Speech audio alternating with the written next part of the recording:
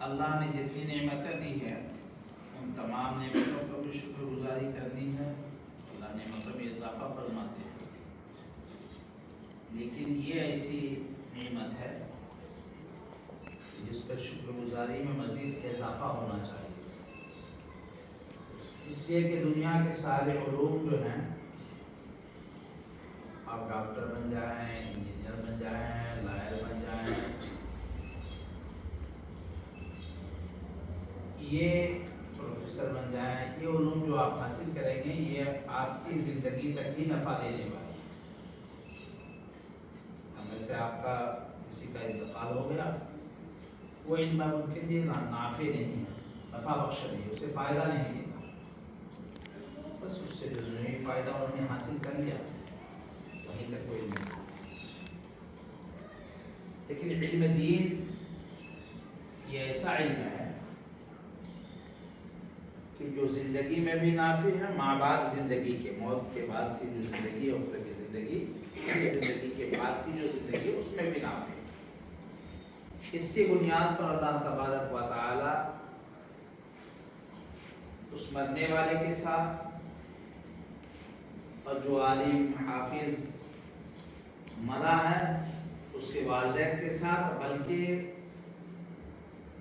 ان کے رشتہ داروں کے ساتھ بھی اللہ تبارک و تعالیٰ مغفرت کے فیصلے عطا فرمائیں گے۔ حافظ قرآن جو ہوگا اگر وہ بعمل حافظ ہے تو اسے کہا جائے گا کہ پڑھتے جاؤ اور جاتے جاؤ، وہ اپنی منزل پر پہنچ جائے گا یہاں۔ اور بعض روایات کے اندر آتا ہے کہ اللہ تبارک و تعالی اس حافظ قرآن کی سفارش پر ایسے 10 لوگوں کی مغفرت فرمائیں گے جس پر جہنم واجب ہو گئی تھی، جس کے تعلق سے یہ فیصلہ ہو گیا تھا کہ اسے جہنم میں ڈال دیا جائے۔ اللہ نے مواقع آپ کو فرمایا، اور نبیوں کی بعثت کی اللہ تبارک و تعالی نے جو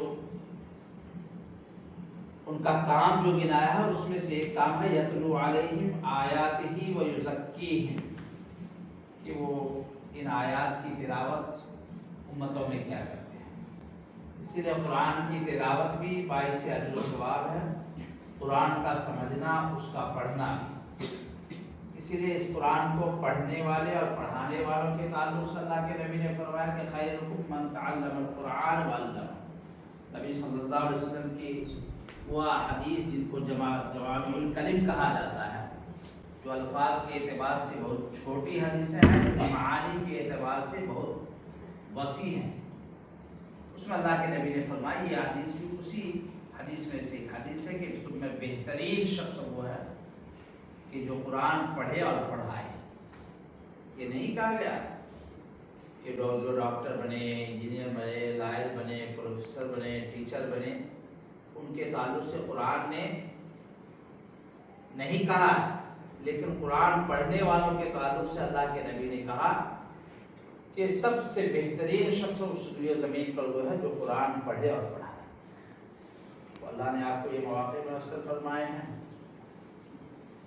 اس پر اللہ کا شکر ادا کرنا چاہیے۔ لیکن شکرتم لازیدنکم، جب شکر گزاری کی زندگی بندہ اختیار کرتا ہے تو اللہ تبارک و تعالی نعمتوں میں اضافہ فرمائے۔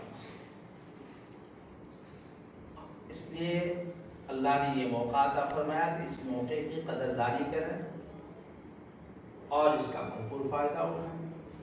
اب اس ماحول میں ہیں، یہاں ضیاء وقت ہے، کھیل میں کود میں کھیلنا کودنا بھی ایک مقررہ وقت میں ضروری ہے صحت کے لیے، لیکن ہر وقت لہو و لعب میں لگے رہنا، اپنے وقت کو برباد کرنا، اس سے آپ کا بھی وقت ضائع ہو رہا ہے، اور ادارے میں جو اساتذہ محنت کر رہے ہیں ان اساتذہ کی محنتیں بھی ضائع ہو رہی ہیں۔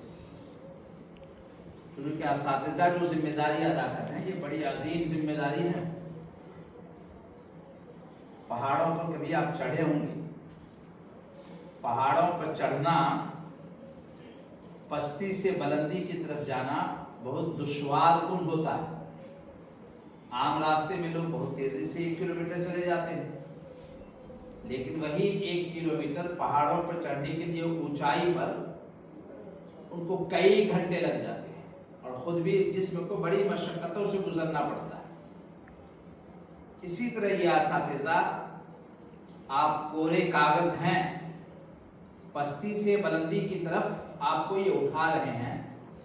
بظاہر ایسا ہی لگتا ہے کہ بس وہ آئے اپنی ڈیوٹی کرے چلے گئے، لیکن وہ جو محنتیں کرتے ہیں، جو الفاظات آپ کی زبانوں پہ جاری نہیں ہونے ہیں، اور مخارج کی ادائیگی، قواعد کا سکھانا اور روانگی پڑھنے میں وہ سب صلاحیتیں پیدا کرنا، اس کے پیچھے بڑی محنتیں، مشقتیں ان کی ہوتی ہیں. وہ اپنے خون کو جلاتے ہیں تو ایک دیا روشن ہوتا ہے، ایک باصلاحیت آدمی پیدا ہوتا ہے. اس لیے ان کی بھی قدردانی بہت ضروری ہے. آپ نے 4 ائمہ کے نام سنے ہوں گے، اس میں سے ایک امام ہے امام شافعی رحمۃ اللہ علیہ. اس مسلک کے بھی بہت سارے لوگ پائے جاتے ہیں. آپ جب تعلیم حاصل کر رہے تھے اس وقت آپ نے اپنے استاذ حضرت وکیع سے اپنے کند ذہنی کی شکایت کی.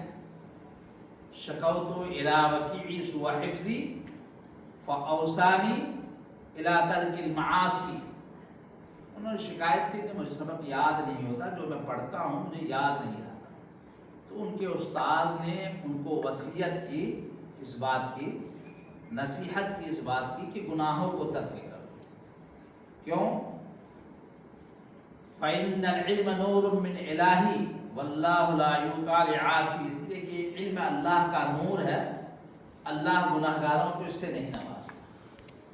اساتذہ کی نافرمانی، کتابوں کی بے ادبی، مساجد کی بے ادبی، جس ماحول میں آپ ہیں، اس نورانی مجلس میں آپ یہاں تعلیم حاصل کرتے ہیں، اس نورانی گھر میں جس کو فرشتے ہر وقت اپنے رحمتوں سے ڈھانپے رہتے ہیں، یہ تمام چیزیں بھی گناہ ہیں اور گناہوں کے ساتھ.